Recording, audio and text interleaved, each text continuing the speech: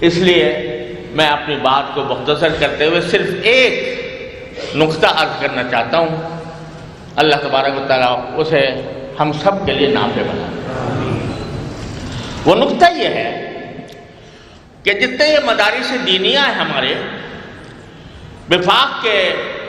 زیر نگرانی جو مدارس کام کر رہے ہیں، ان کی تعداد ابھی مولانا حنیف جالندری صاحب نے بتائی 23,000 الحمدللہ تعداد ہے، اور اس میں 25 لاکھ طالب علم، طلبہ اور طالبات زیر تعلیم ہیں۔ اگر ہم دیکھیں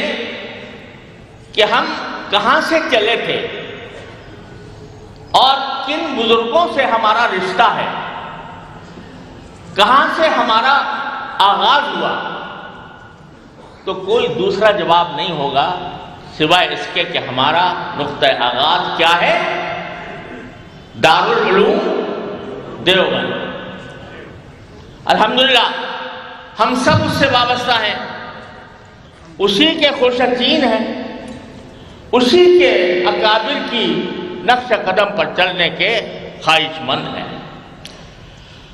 تو اللہ تبارک و تعالیٰ کے فضل و کرم سے ہمارا رشتہ ان اکابر سے ہے، حضرت نانوتوی رحمۃ اللہ علیہ، حضرت گنگوہی رحمۃ اللہ علیہ، حضرت شیخ الہند رحمۃ اللہ علیہ، حضرت تھانوی رحمۃ اللہ علیہ، حضرت مدنی رحمۃ اللہ علیہ، حضرت مولانا شبیر احمد عثمانی رحمۃ اللہ علیہ، حضرت مولانا ظفر احمد عثمانی رحمۃ اللہ علیہ، حضرت مولانا جو قطب الاقطاب، ان حضرات سے ہمارا رشتہ ہے، اللہ تبارک و تعالیٰ نے قائم کیا ہے۔ ہماری جو صلاح و فلاح کا راز مضمر ہے وہ اس بات میں ہے کہ ہم ان اکابر کے طریقہ کار پر، ان کے نقش قدم پر چلیں اور اپنا ہر وقت جائزہ لیتے رہیں کہ کیا واقعتاً ہم ان کے جانشین یا ان کے پیروکار اور خوشچین ہونے کے جو دعوے دار ہیں، یہ دعویٰ ہمارا درست ہے یا نہیں۔ لہذا دارالعلوم دیوبند کی جو خصوصیت تھی، جو دنیا میں، آج کی دنیا میں دوسری کہیں تعلیمی اداروں میں نظر نہیں آتی، مجھے اللہ تبارک و تعالیٰ نے ساری دنیا میں گھومنے کا موقع عطا فرمایا۔ 6 بر اعظم میں نے دیکھے، مسلمان ممالک میں سے کوئی ملک ایسا نہیں ہے جس میں مجھے جا کر علماء کرام سے اور وہاں کے مدارس سے براہ راست ملاقات کا شرف حاصل نہ ہوا۔ لیکن جب میں ان کا مقابلہ اور ان کا مقارنہ ان بزرگوں سے کرتا ہوں جن کی طرف الحمدللہ ہم منسوب ہیں، جن کے نام میں نے ابھی آپ کے سامنے لیے، جب ان کے ساتھ کرتا ہوں تو مجھے ایک بین فرق نظر آتا ہے۔ آپ کو اگر علم و تحقیق چاہیے، مقالہ نگاری چاہیے، تو بے شک اس کے لیے بہت سے ادارے دنیا میں موجود ہیں، اور خود میں نے دیکھے ہیں، علم و تحقیق کے شناور دیکھیں، لیکن اگر علم و تحقیق کے ساتھ اتباع سنت کا جذبہ اور اپنی زندگی کے ہر قول و فعل کو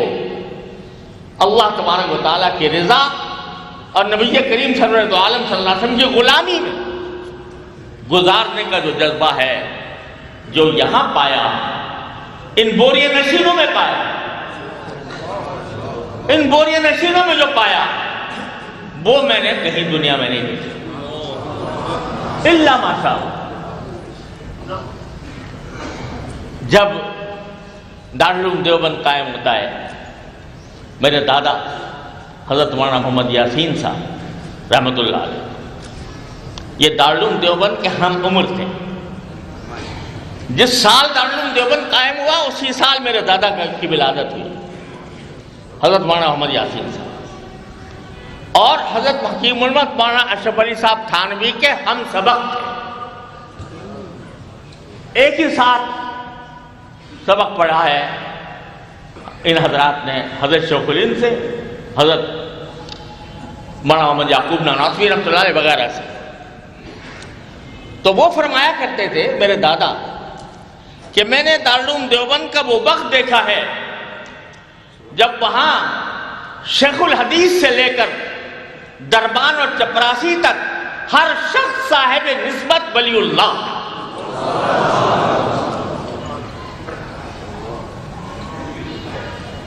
دربان گیٹ پر بیٹھا ہوا چوکیداری کر رہا ہے اور اس کے نتائج میں سکتہ جاری ہے، کہتے ہیں ہم نے وہ زمانہ دیکھا دیوبند کا، اور اسی لیے جب دارالعلوم دیوبند کی تاریخ نکالنے کا موقع آیا، اب تو وہ علم بھی ناپید ہو رہا ہے سوائے مولانا حضرت مفتی جمیل صاحب کے صاحبزادوں کے، اب شاید کوئی اور اس کے جاننے والا نہیں رہا، کہ الفاظ کچھ ایسے بنائے جاتے ہیں کہ جن کے اعداد ملا کر کوئی سن بن جاتا ہے اور وہ سن تاریخ بن جاتی ہے۔ ہمارے وفاق کے لیے بھی نکالے ہیں مولانا خلیل صاحب تھانوی مدد العلوم نے، تو جب دارالعلوم کی دیوبند کی تاریخ نکالنے کا بتایا کہ ایسا جملہ نکالا جائے جس سے دارالعلوم کی تاریخ ولادت کہہ لو یا تاریخ آغاز کہہ لو،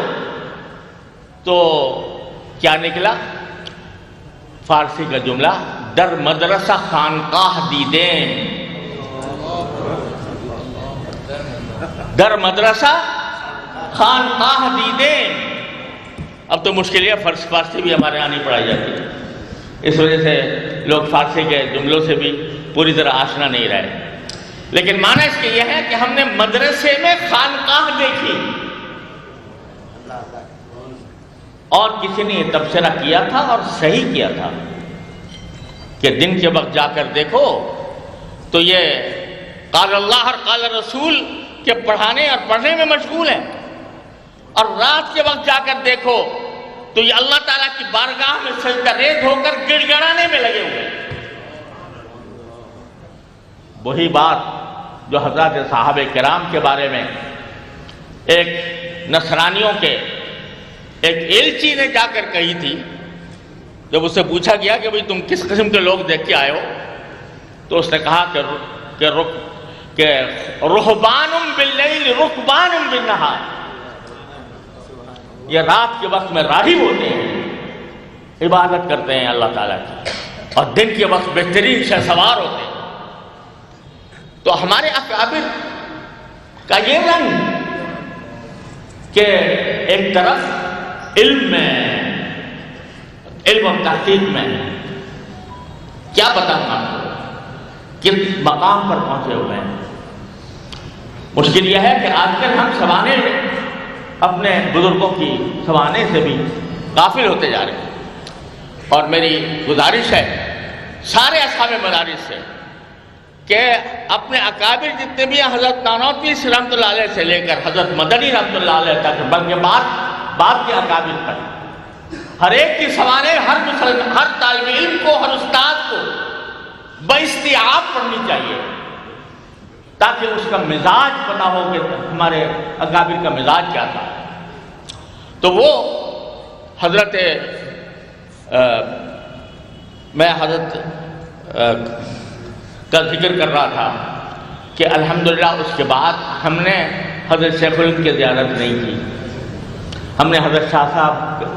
کی زیارت نہیں کی، ہم نے حضرت تھانوی رحمۃ اللہ علیہ کی زیارت نہیں کی، ہم نے حضرت مدنی رحمۃ اللہ علیہ کی زیارت نہیں کی،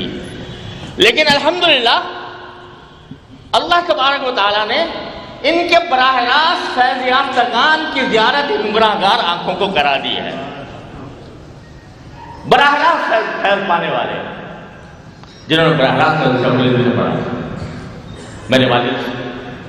براہ راست حضرت شیخ الہند کی شاگرد تھے، اور پہلی بیعت حضرت شیخ الہند سے تھی رحمۃ اللہ علیہ۔ حضرت بن نوری رحمۃ اللہ علیہ جو حضرت شاہ صاحب رحمۃ اللہ علیہ کے شاگرد خاص، حضرت مولانا شمس الافغانی صاحب رحمۃ اللہ علیہ، حضرت مولانا مفتی محمود صاحب رحمۃ اللہ علیہ، جو حضرت مدنی کے سے استفادہ کیا، اگرچہ فراغت کہیں اور حاصل کی تھی. ان کے شاگرد میرے استاد حضرت مولانا سلیم اللہ خان صاحب قدس اللہ تعالیٰ سرہ جو حضرت مدنی کے شاگرد تھے، ان کی رضایت کرا دی اللہ تبارک و تعالیٰ نے. تو میرے والد ماجد حضرت مولانا مفتی محمد شفیع صاحب رحمۃ اللہ فرمایا کرتے تھے، اور اب تو بات تو وہ حضرت تھانوی کی نقل کرتے تھے لیکن اپنے اوپر منطبق فرماتے تھے کہ بھائی آدمی تو ہم بھی نہیں بنے، آدمی تو ہم بھی نہیں بنے، لیکن اللہ نے آدمی دکھا دیے، اللہ نے آدمی دکھا دیے، لہذا کوئی بیل آ کر ہمیں یہ دھوکہ نہیں دے سکتا کہ آؤ مجھے آدمی مان لو، کیونکہ ہم نے حقیقی آدمی دیکھا. کوئی بیل آ کے ہمیں دھوکہ نہیں دے سکتا. اس لیے ہم جب بننا چاہیں گے تو آدمی بن جائیں گے، کیونکہ ہم نے آدمی دیکھے ہیں. تو الحمدللہ یہ ہمارے لیے خود ہمارے لیے نعمت ہے. یا وہ ان کی بات تو تواضعاً تھی، ہمارے لیے حقیقت ہے کہ اللہ تبارک و تعالیٰ نے ایسا آدمی دکھا دیا. تو میرے بزرگوں اور دوستوں، صرف ایک بات اس موقع پر کرنا چاہتا ہوں، بہت دیر ہو چکی ہے، کہ ہمیں اپنے اس مزاج کو اور اپنے اس معیار تعلیم کو اور اس معیار عمل کو اگر ہم نے برقرار رکھا، انشاءاللہ دنیا کی کوئی طاقت ان مدارس کو ختم نہیں کر سکتی، کوئی طاقت ختم نہیں کر سکتی. الحمدللہ ہم کیسے گئے گزرے ہوں، لیکن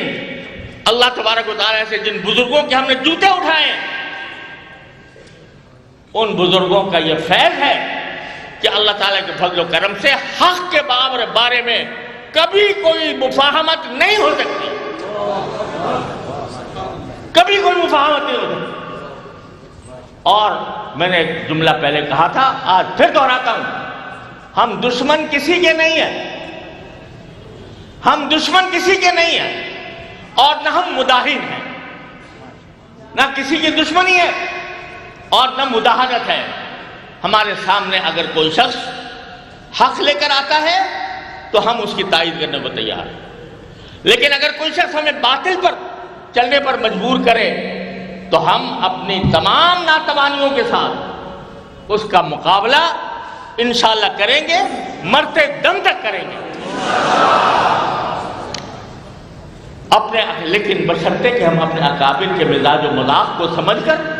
اپنے مدارس کو اس کے مطابق چلائیں. آج ہمیں اپنے طرز عمل پر مدارس جس منہج پر چل رہے ہیں ان سب پر خود تنقیدی کی نگاہ سے دیکھنا چاہیے. آیا ہم ان اکابر کا جن کا ہم نام لیوا ہیں، ان کے طریقے پر چل رہے ہیں یا نہیں چل رہے ہیں؟ اتباع سنت کا اہتمام ہے یا نہیں ہے؟ مدارس میں طلبہ کو نماز با جماعت کا اہتمام کرایا جا رہا ہے یا نہیں کرایا جا رہا ہے؟ ان کو جھوٹ سے، غیبت سے، گناہوں سے، بد نظری سے، موبائل کے غلط استعمال سے ان کو روکا جا رہا ہے یا نہیں روکا جا رہا ہے؟ یہ چیزیں ہمارے لیے سب سے زیادہ اہم. اگر ہم یہ کام کر لیں گے تو انشاءاللہ ہمیں کسی کی پرواہ نہیں ہے. کوئی ہمیں رجعت پسند کہے، کوئی ہمیں دقیانوسی کہے، کوئی ہمیں یہ کہے کہ ان کو دنیا کی خبر نہیں ہے، یہ سارے تانے، سارے اعتراضات ہمارے گلے کا ہار ہیں. ہمیں سب منظور ہے، لیکن جو منظور نہیں ہے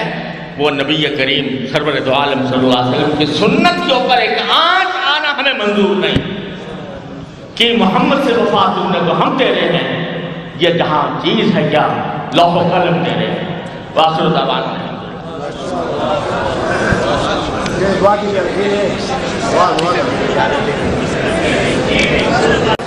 اس کے بعد دعا ہوگی. لیکن مجھ سے فرمائش کی گئی ہے کہ میں حدیث کی اجازت دوں، تو میں ایک حدیث آپ کے سامنے پڑھ دیتا ہوں. بیٹھ جائیں سب لوگ برائے کرم. بسم اللہ الرحمن الرحیم. عن عبداللہ بن عمرو بن العاص رضی اللہ تعالی عنہما قال قال رسول اللہ صلی اللہ علیہ وسلم الراحمون یرحمہم الرحمن تبارک و تعالی ارحموا من فی الارض یرحمکم من فی السماء۔ یہ پہلی حدیث ہے جو میں نے 5 شیوخ سے حاصل کی، اور ان میں سے ہر ایک نے کہا کہ یہ پہلی حدیث ہے جو میں نے اپنے شیوخ سے حاصل کی، اور یہ تسلسل سفیان بن عیینہ